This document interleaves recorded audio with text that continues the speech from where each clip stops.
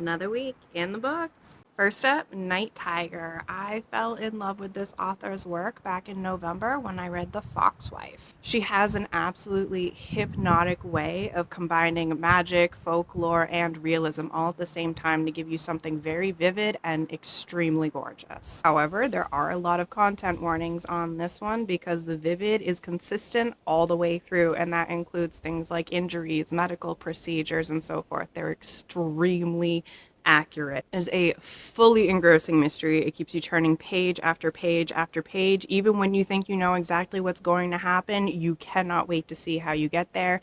And a lot of the time, you find out you were wrong, and it turns out to be even way more exciting. Second book is a poetry collection. This one was from Alice Walker. While this was my first pass through this specific collection, I have been reading her work for a long time. I fell in love with her work back in college and actually used to perform several pieces of hers as covers. Her work is deeply touching, extremely inspiring, and accessible to really everyone. Even if you're not really into poetry, even if you haven't spent a lot of time with poetry, this is very easily digestible and is going to leave you in a much more hopeful place, even with the darkness that is in it.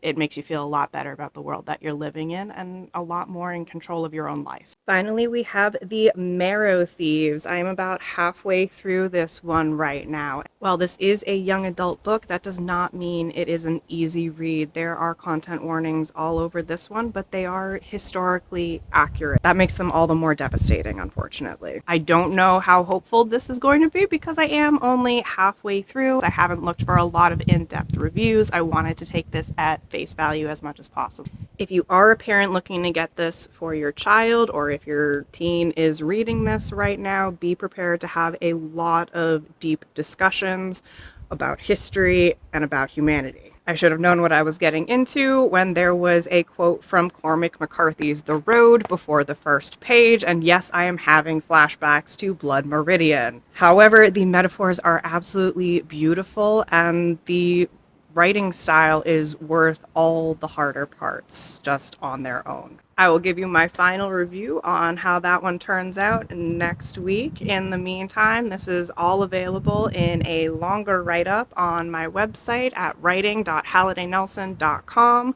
I want to hear what y'all are reading as well. I want to know if you're having fun with it, because if you are, I want to add it to my TBR list too. Happy reading!